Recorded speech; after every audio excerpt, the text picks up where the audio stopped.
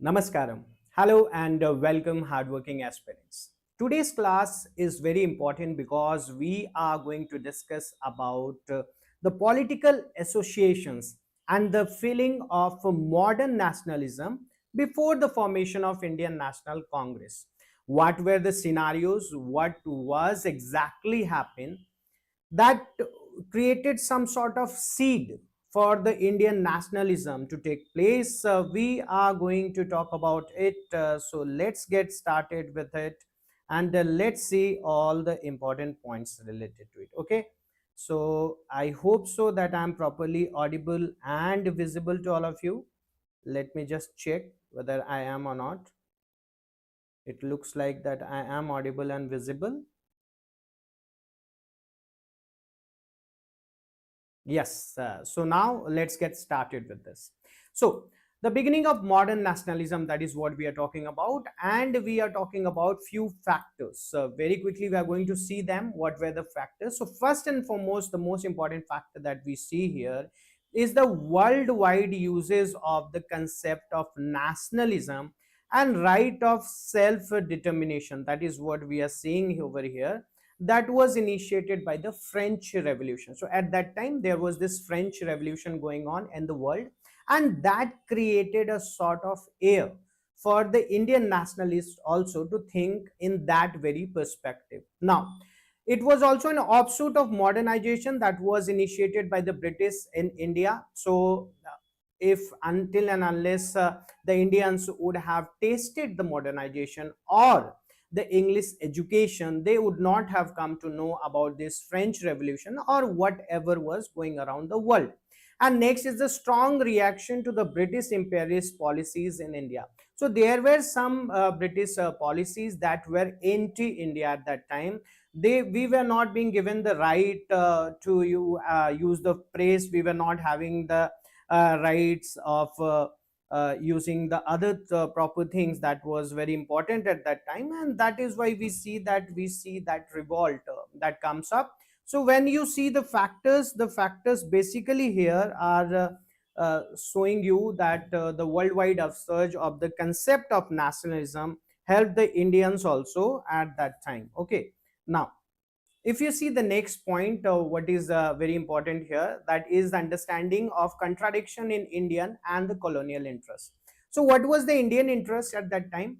India at that time regarded that the colonial rule was the main cause of India's economic backwardness. But what do you think, was the colonial rule the main cause of the economic backwardness of the Indians? Yes, it was, it definitely was. Okay, Bhavna, very good evening.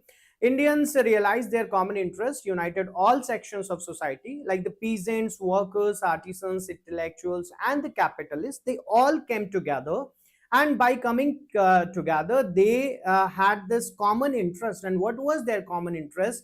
To fight against the colonial rule. And this awareness gave rise to the nationalist movement, which sought to challenge the contradiction of the colonial policies of that time. Okay, so we will see that all these people, okay, of from the different sectors of their career or from the different sectors of the society, are coming together to fight against the colonial rule. Now there are some political, administrative, and economic unifications of the country. Let's see them. So first and foremost, when we see the extent of British rule, so British was not only ruling on a single part in India, they were ruling all over India. They were ruling directly over provinces and indirectly over princely states. Thereby, they were imposing a political unity through force. Yes, through force. There was no democracy. They were not elected by us. Okay. Second is the administrative integration. When you see a professional civil service plus the unified judiciary as well as the codified laws, that gave India political unity at that time. And this is something that stood as a cultural unity as well as a political unity of that time. Okay, now the infrastructure development. So British were doing all the bad things in India, but they were also developing the railways, roads, telegraph, and electricity. But it was not for the Indians. You have to understand from that perspective. They wanted better communication with each other. They wanted the transportation to be good so their goods can be transferred easily, and as well as they can move quickly. That's why all these things were created at that time. There are few Indians who have this perspective that British created so many developments in India. They did it with Indians money and also with their own selfish interests, not to help the Indians. The impact on nationalism, economic interdependence across regions, and improved transport communication helped unite Indians. But all these railways, roads, the telegraph, this were also helping the Indians in this getting this feeling of nationalism at that time. Okay, now let's see the Western thought and education. What role did it had to play? So first and foremost, modern education and Western ideas that exposed all the Indians to the liberal, secular, democratic, and nationalist ideas from European thinkers like Rousseau, Voltaire, and the Mill at that time. So we have come to know about their thinking. They are thinking of liberty, they are thinking of secularism, they are thinking of democracy, which we were not aware of by that time. Okay. Next is the role of English language. English became a common medium that enabled communication and among nationalist leaders across different linguistic regions.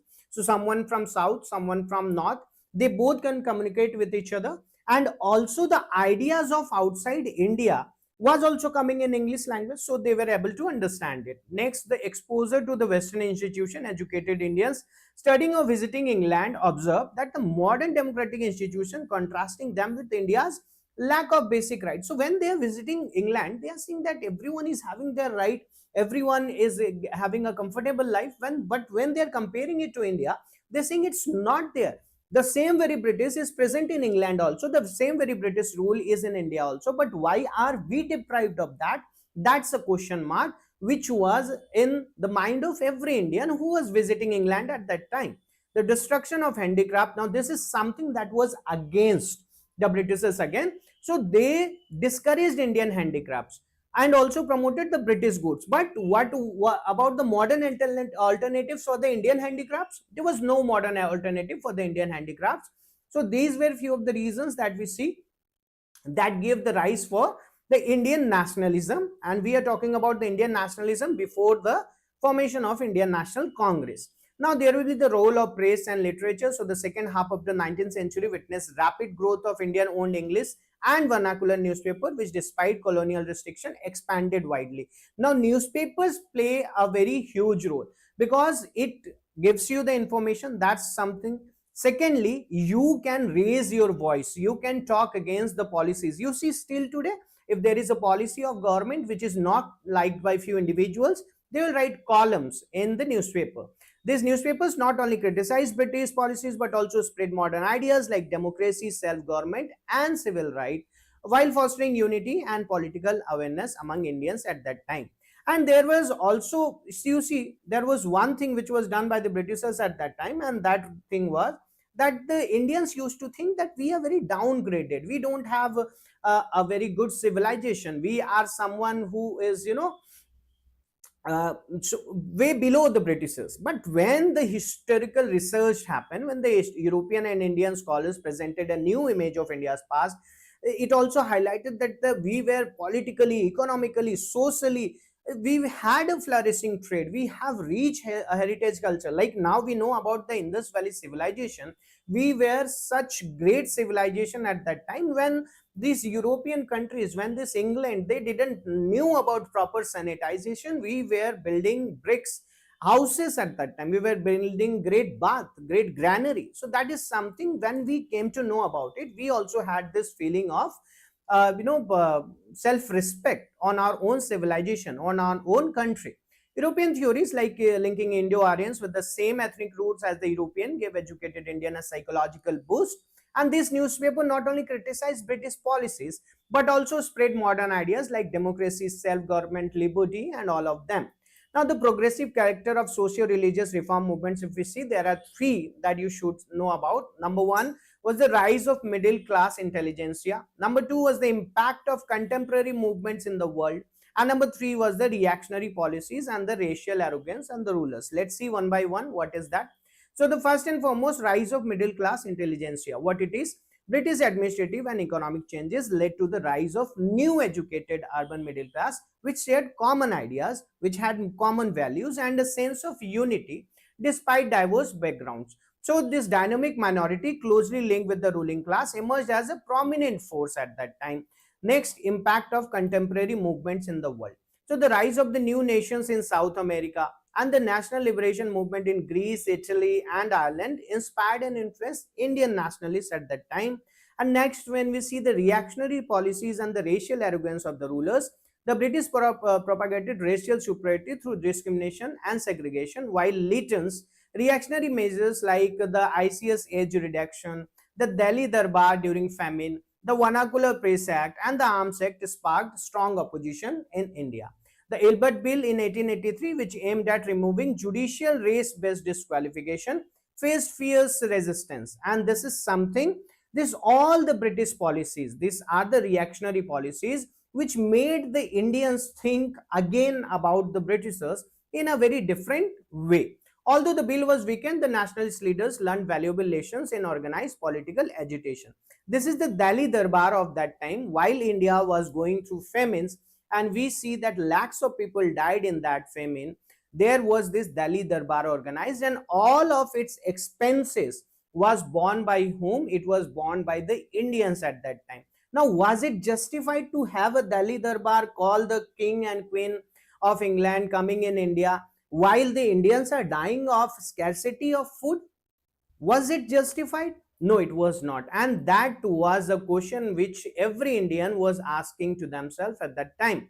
Now, the political association before the Indian National Congress, there are few which we are going to see. So, what were it? First and foremost, it is in 1836 that we see Banga Bhasa Prakashika Sabha, now formed by associates of Raja Ram Mohan Roy to promote political awareness at that time. Then we have the Jamindari Association of the Landholders Society of 1838 that aimed at protecting landlords' interests, marked the beginning of organized political activity and the use of constitutional methods at that time. Next is the British Indian Association of 1851, formed through the merger of the Landholders Society and Bengal British India Society. Petitioned Parliament demanding reforms like a separate legislature, separation of powers, salary cuts for officials, and abolition of oppressive taxes, particularly accepted in the Charter Act of 1853. See, understand, when we are in the live classes, we have a lot of time to discuss to one by one of each of this. But in the YouTube, we have to go a bit fast. So I hope so you're understanding it. If you want to read it in detail, you can join our live classes. Already the classes are running. There are going to be new batches launched soon, so you can go there. And for more information, you can call on the numbers given below. Now, East India Association of 1866, founded in London by Dadabhai Naoroji to influence British opinion on Indian welfare, and also later spread to the Indian cities, serving as a link between Indian political leaders and British policy makers, that we can see of the East India Association. Next is the Indian League of 1875, established by Shishir Kumar Ghosh to encourage political education and aimed at stimulating nationalism among Indians. Now, these associations before the formation of Indian National Congress is very important because you get questions asked from here. Indian Association of Calcutta of 1876, founded by Surendranath Banerjee and Anand Mohan Bose as more radical alternative to the British Indian Association. It focused on creating strong public opinion, unifying Indians, and promoting political, intellectual, and material progress, making it the most important pre-Congress association of that time. Then the political association in Bombay, we see Pune Sarvajanik Sabha. The Pune Sarvajanik Sabha was founded in 1867 by Mahadev Govind Ranade and others, with the object of serving as a bridge between the government and the people. And then we also see the Bombay Presidency Association, that was started by Badruddin Tayyabji, Firoz Shah Mehta, and K.T. Telang in 1885. Now we see the political association in Madras. So Madras Mahajan Sabha was founded in 1884 by M. V and B. Subramani Iyer and P. Ananda. That is what we are seeing, and purpose was to promote political awareness and present Indian interest under British colonial rule. Activities were organized public meetings, published political literature, and voiced Indian concerns to the British authorities. Legacy played a crucial role to the formation of Indian National Congress in 1885. So that was Madras Mahajan Sabha. And if you remember, in 1884, Madras Mahajan Sabha is founding, and in 1885, we will have Indian National Congress. Well, Indian National Congress, when it was found, we will see it in the next class in detail. But you should understand that there are theories regarding Indian National Congress. One theory is said that the Britishers themselves created Indian National Congress because they wanted to have a safety valve theory. What is a safety valve theory? A safety valve theory means that they will give you a platform where you can go and you can talk about all the problems that you're having, but in that way what will happen, all your anger will go away because we are giving you a platform to speak. Otherwise it will happen like 1857 when there was no platform to speak and Indians revolted at that time. So that is the safety valve theory. But there is another theory which is given by the Indians, and Indians say that no, it was not done for that basis. Rather, India got a platform using the Britishers to speak for their own rights. Now, what is true, what is not, that you decide. But there were few campaigns of the before the Indian National Congress came onto scene. What were these campaigns? And you should know about this in detail. I'm giving you all these 11. You should make notes on this. So the for imposition of import duty on cotton 1875, for Indianization of government services in 1878-79, against Lytton's Afghan adventure, against Arms Act of 1878, against Vernacular Press Act of 1878, then the for right to join volunteer corps at that time, against plantation labor and against Inland Emigration Act at that time, in support of Ilbert Bill at that time for an all India fund for political agitation, campaign in Britain to vote for pro-India party, and against reduction in maximum age for appearing in Indian civil services. So these were few of the campaigns which were before the Congress happened. Okay. Now let's very quickly see some of the questions and let's see can we answer them or not. So the introduction of modern education in India contributed to the rise of nationalism because it created a class of Indians exposed to rational, liberal, democratic ideas of West. Yes, that's true. Enabled Indians to understand colonial exploitation in economic and political terms. Yes, that's also true. Encouraged Indians to revive traditional learning and discard Western thoughts. Now, see here, encouraged Indians to revive traditional learning and discard Western thoughts. Were they discarding Western thoughts or were they learning from the Western thoughts? Like the liberty, like the socialism, like the democracy, and helps Indians to develop a common language for political communication. Yes, that looks true. So according to me, I guess 1, 2, and 4 should be correct. 3 is not correct, and that is there. You can pause the video and see the explanation here. But let's very quickly jump on to the second question. Also, if you want the PDF of this classes for free, guys, you can join our Telegram channel. And also, if you have any question to any of the educator regarding your preparation for the UPSC or any state PCS examinations, you can call on the numbers given below and you can talk to any of the educator, including me, Deepika ma'am, or anyone, and it will be for free. You will not be charged for that. Which of the following colonial measures unintentionally contributed to the growth of Indian nationalism? Introduction of railway and modern transport? Yes. Uniform legal system and codification of laws? Yeah. Vernacular Press Act of 1878 and the partition of Bengal 1905. If you see, all of them were some or the other responsible for the Indian nationalism feeling. Which of the following factors best explain and the early character of Indian nationalism? It was primarily cultural and social? No. It emerged as a reaction to the colonial? Yes. It was inspired by entirely by Western political? Not entirely by Western. It grew due to spontaneous mass uprising? No. I think B should be the correct answer over here. What is the correct answer? Yes, B is the correct answer. You can pause the video and see the explanation. Raja Ram Mohan Roy spread of Western education and rational thought. Yes, that's true. Dadabai Naoroji, critic of the British rule, drain theory. Yes, wealth drain theory, actually, wealth drain theory. That's correct. Surendranath Banerjee, Indianization of government of services, and Bal Gangadhar Tilak, advocacy of social reform through Brahmo Samaj. Brahmo Samaj was done by Raja Ram Mohan Roy. It was not done by Bal Gangadhar Tilak. So number 4 appears to be wrong. 1, 2, and 3 is the correct answer. Yes, it is. Let's see the last question. Which of the following statement correctly describe the safety valve theory? I said you at the last about the safety valve theory of the Indian National Congress. The Congress was founded to provide a forum for Indians to ventilate grievances, thereby preventing revolutionary tendencies. Yeah, this looks more correct. It was a body created by Indian leaders to promote Hindu? No.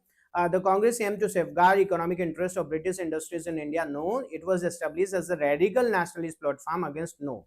I think A should be the correct answer here. Let's see what is the correct answer. Yes, A is the correct answer, and that is the explanation of it. So guys, with this, we have come to the end of this class. If you're preparing for UPSC, TSPSC or APPSC, guys, for one-on-one live mentorship by Deepika ma'am and also supported by all the other educators, you can join this mentorship program. Mentorship program is really important, guys, because every topper has a mentor. Please remember that. And if you really want to shorten your journey from an aspirant to administrative officer, you should not waste your time. Rather, you should be joining this mentorship program.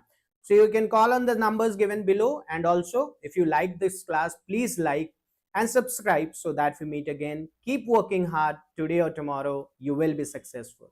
Namaskar.